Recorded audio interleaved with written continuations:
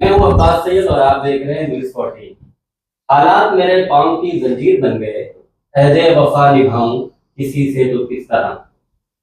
آج ہمارے ساتھ میں ہیں اس وقت جناب مولانا مفتی اشفاق صاحب، جو جامع مسجد یہاں ممبئی سے گئے ہوں اس وقت، اور ساتھ میں ہیں ہمارے جناب محمد نقی صاحب اور زید خان صاحب۔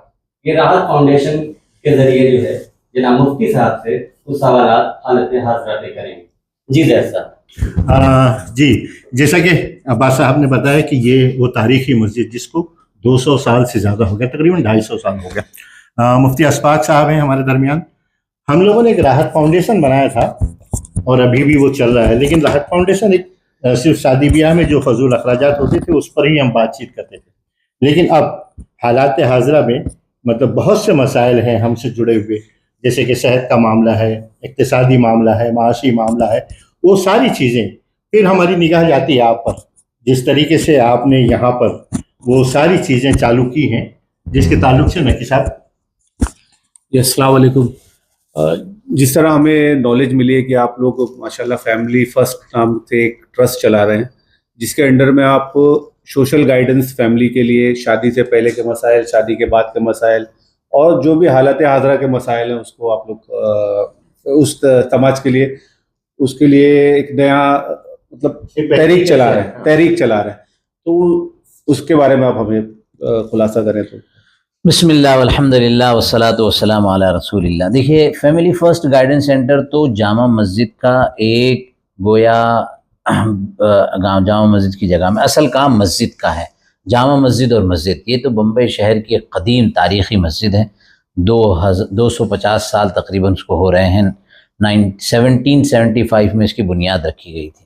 یہاں 1835 میں ایک مدرسہ تھا، مدرسہ محمدیہ، اور اس زمانے میں دنیا کے بڑے عظیم اسکالر یہاں پڑھا کرتے تھے، اور 1920 میں یہاں پورا ایک کتب خانہ یعنی لائبریری بنائی گئی، جہاں پوری دنیا سے لوگ آئے۔ اس زمانے میں ملک فیصل اور شاہ سعود جو سعودی کے بادشاہ تھے وہ بھی تشریف لائے تھے، اور بھی کئی بڑے لوگ آئے ہیں۔ تو یہ ایک تاریخی مسجد ہے۔ جہاں تک فیملی فرسٹ کا کام ہے، یہ جامع مسجد کے ماتحت جامع مسجد ہی کا کام ہے، اور ہمیں دنیا کے سامنے یہ منظر رکھنا ہے کہ مسجد is not only for the area of worship, صرف نماز کی جگہ نہیں ہے، بلکہ مسجد سے ایجوکیشن کا بھی کام ہوگا، کاؤنسلنگ کا بھی کام ہوگا، ریہیبلیشن کا بھی کام ہوگا۔ اسی طریقے سے گورنمنٹ کی جو اسکیم ہے، ڈاکومنٹیشن کیا موضوع ہے، ان سارے موضوعات میں لوگوں کی رہبری اور رہنمائی ہونی چاہیے۔ چنانچہ فیملی فرسٹ گائیڈنس سینٹر کی ایک بنیاد رکھی گئی اور اس کے اپنے اہداف متعین کیے گئے، اور اس طرح کام چل رہا ہے۔ جی، تو کیا ہوتا ہے اس میں کیا کیا اسپیکٹ آپ لوگ کور کرتے ہیں؟ اگر میں اس کو نمبر سے مرتب کروں تو 5 یا 6 چیزیں ہیں۔ سب سے اہم ہمارا جو ایریا ہے وہ ہے مرائٹل کاؤنسلنگ۔ ازدواجی زندگی میں جو تلخیاں پیدا ہو جاتی ہیں، عام طور پر دارالافتاء میں وہ بالکل لاسٹ سٹیج پر ہمارے یہاں پہنچتے ہیں کہ طلاق کا پیپر بنانا، خلا کا پیپر بنانا۔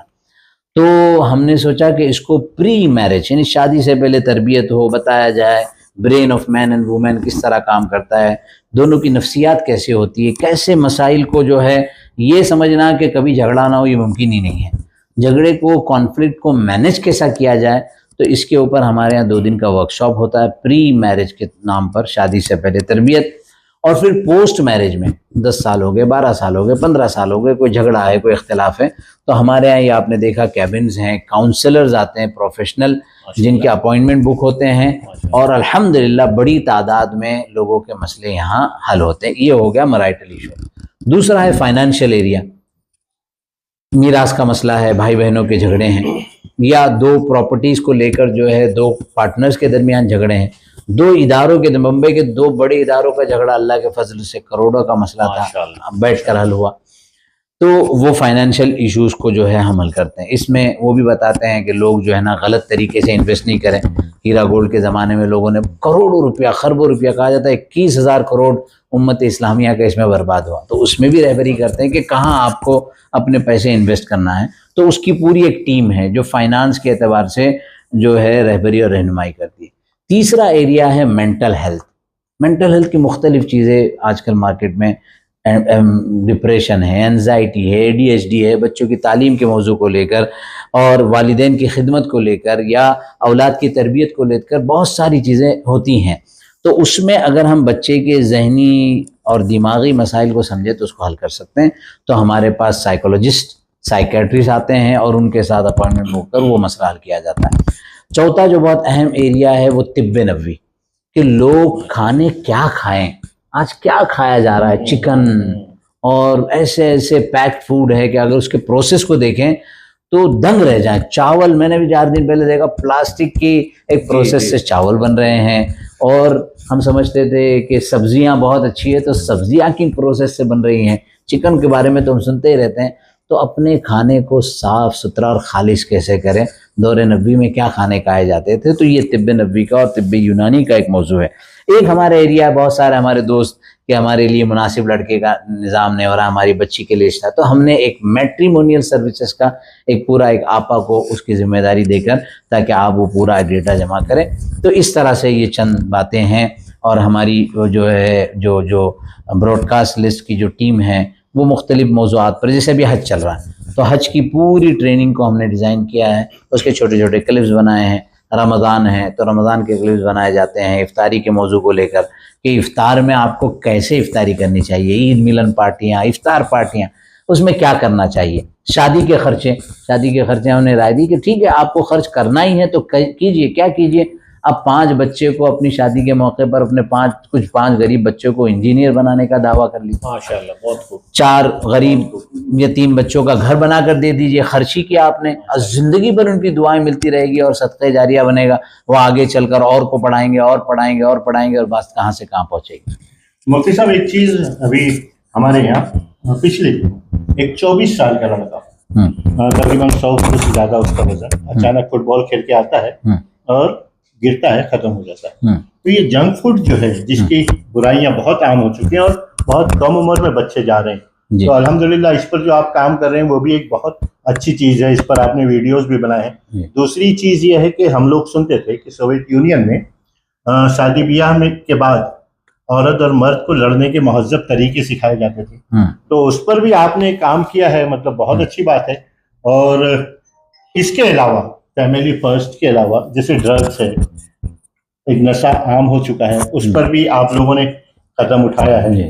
اور تیسری چوتھی چیز یہ ہے کہ آپ لوگوں نے غیر مسلم لوگوں کو مسجد میں انٹروڈیوس بھی کیا ہے. تو وہ ساری چیزیں, وہ ساری خوبیاں, مطلب جس طریقے سے آپ لوگ کام کر رہے ہیں اس کی اور بہتر طور پہ نمائش ہو تو یقیناً وہ اپنی قوم کے لیے اور ملک کے جو سیاسی حالات ہیں اس پر بھی بہت فائدہ مند ثابت ہو سکتا ہے. بالکل. اس زمن میں ایک واقعہ بتانا چاہوں گا. ہمارے یہاں سینٹ زیویئرس کالج کے اسٹوڈنٹ آئے تھے. اسٹوڈنٹ کے ساتھ ایک جو ٹیک کیئر ہوتا ہے, ایک ماما تھے, لمبی سی ٹوپی تھی, وہ انہوں نے تلک بھی لگایا ہوا تھا. وہ دروازے پہ کھڑے تھے تو میں نے ان کو جا کر پکڑا کہ آپ بھی چلیے مسجد میں. تو بالکل آنے کے لیے تیار نہیں تھے, ایڈمنٹ تھے ایک دم کہنے. تو میں نے کہا نہیں چلیے, اچھی مسجد میں ایسا کوئی. تو ان کو لے گیا, بہت سختی سے ہاتھ میرے ہاتھ میں تھے تو مجھے اندازہ ہوتا ہے کہ آدمی کی کیفیت کیا ہے. جب وہ اندر گئے تو پورا بڑا ہال ہے. بولے یہاں کمرے کہاں ہیں, یہاں کبرڈز کہاں ہیں. تو میں نے کہا بھائی کبرڈز یہ سامنے رکھے ہیں. بولے اس میں تو قرآن کتابیں رکھی ہے, اور کیا ہے. تو وہ کچھ تلاش کر رہے تھے. تو وہ تلاش کرتے رہے. اتنی بڑی ہماری ماشاءاللہ مسجد ہے, آپ اس کے امیجز دکھائیں گے تو کچھ کبرڈز ملے ہی نہیں. 2-4 کبرڈز باہر ہے, اس کو کھول کے دکھایا تو اس میں مصلے تھے اور اس کے اندر جو گلاس رمضان میں پانی پینے کے تھے. تو میں سمجھ گیا کہ ان کے ذہن میں, تو کہا, انہوں نے مراٹھی میں کہا کہ 40 वर्षाशी आम्ही असा समजतो कि मशिदीत काहीतरी ठेवलेलं असते, म्हणजे मस्जिद में मारने के लिए हथियार रखे हुए होते हैं. बोले वो आपकी मस्जिद में नहीं. बोले किसी मस्जिद में आपको नहीं मिलेगा, हम तो सिर्फ नमाज पढ़ने के लिए यहाँ आते हैं. تو کہنے لگا کہ میں 40 سال سے مسجد کا ایک الگ اپنے ذہن میں ایک الگ پکچر لے کے چلتا تھا کہ مسجد ایسی ہوگی. بہت شکریہ کہ آپ نے مجھے مسجد بتائی اور مجھے صحیح شکل سمجھ میں آئی. یہاں تک تو بات ٹھیک تھی. جب وہ واپس ہوئے, ہم نے چائے پلائی, گیا, واپس جانے لگے تو انہوں نے ایک جملہ کہا اور وہ مراٹھی میں کہا, بہت عجیب دل کو لگنے والا جملہ ہے. صاحب पण तुम्ही 40 वर्ष लावली आम्हाला मस्जिद दाखवायला, کہ آپ نے ہم کو مسجد دکھانے میں 40 سال لگا دیے.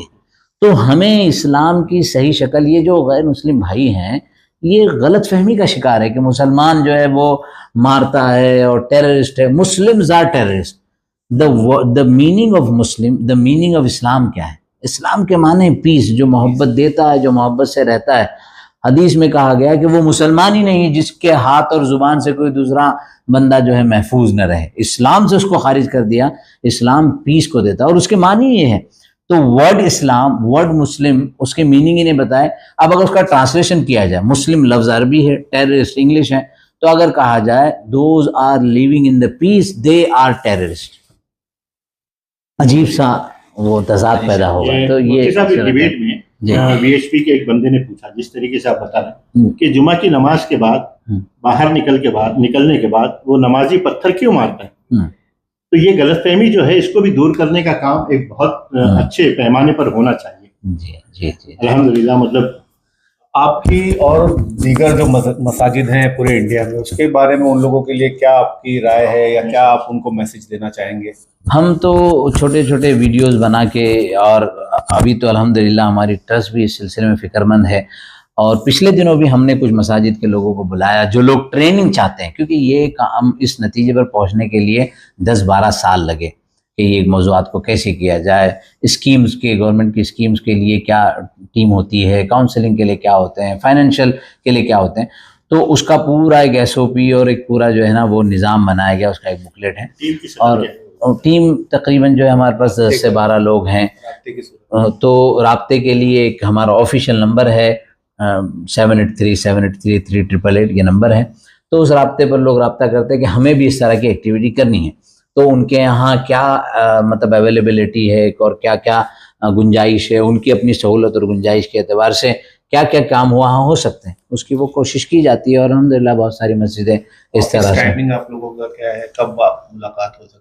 ویسے تو دیکھیں یہ خدمت خلق ہے، ہم 24 گھنٹے ہیں. اگر ہم کو کوئی رات 12 بجے کہے کہ ہمارے پاس ہم ٹرین سے آئے ہیں اور 11 سے 12 کا ایک ہی گھنٹے کا، تو ہم آ جائیں گے.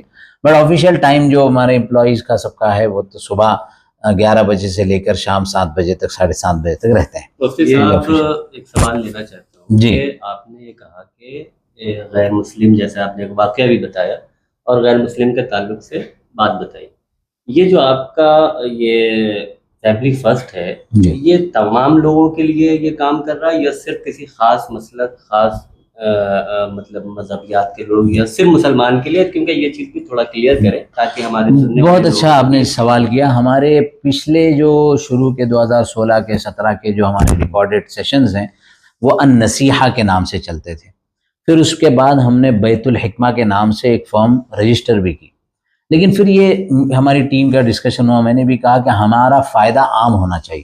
ہم مسلکی اختلافات سے بلکہ مذہب کی اس دیواروں سے، کہ یہ فائدہ صرف مذہب میں نہیں ہے، اس سے غیر مسلم بھی فائدہ اٹھائے. چنانچہ ابھی چند دن پہلے جین بھائی ہمارے پاس یہاں بیٹھے تھے، 3 جین بھائی. حالانکہ جینیوں کے یہاں بڑا نظام ہوتا ہے ان کی مندروں میں، لیکن ان کا آپسی ایک فیملی مطلب ایشو تھا اور وہ یہاں آئے تھے. بوری بھائی بھی یہاں آتے ہیں اور اسلام. تو ہم نے پھر یہ سوچا کہ بیت الحکمہ یا النصیحہ ہم رام رکھیں گے تو کہیں نہ کہیں غیر مسلم تو چھوڑیے، مسلمانوں میں بھی وہ یوتھ جو کنیکٹڈ ہے اور عربی سے دور ہے وہ ہم سے کنیکٹ نہیں ہوگا. تو ہم نے ایسا نام فیملی فرسٹ.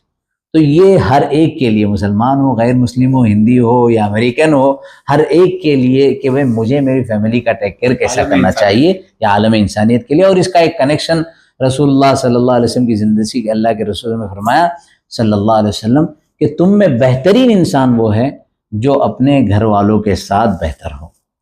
تو اس کانٹیکس میں ہم نے یہ فیملی فرسٹ نام رکھا. تو یہ سب کے لیے. آخر میں آپ کیا سندیش دینا چاہتے ہیں ہمارے چینل کے مادھیم سے اور راحت فاؤنڈیشن کی جانب سے پوری دنیا، پورے عالم اسلام کو اور خصوصی ہندوستان و ممبئی کو کیا کہنا چاہتے ہیں چند لفظوں میں؟ ایک بات تو یہ کہ اپنی مساجد کو کمیونٹی سینٹر بنایا جائے.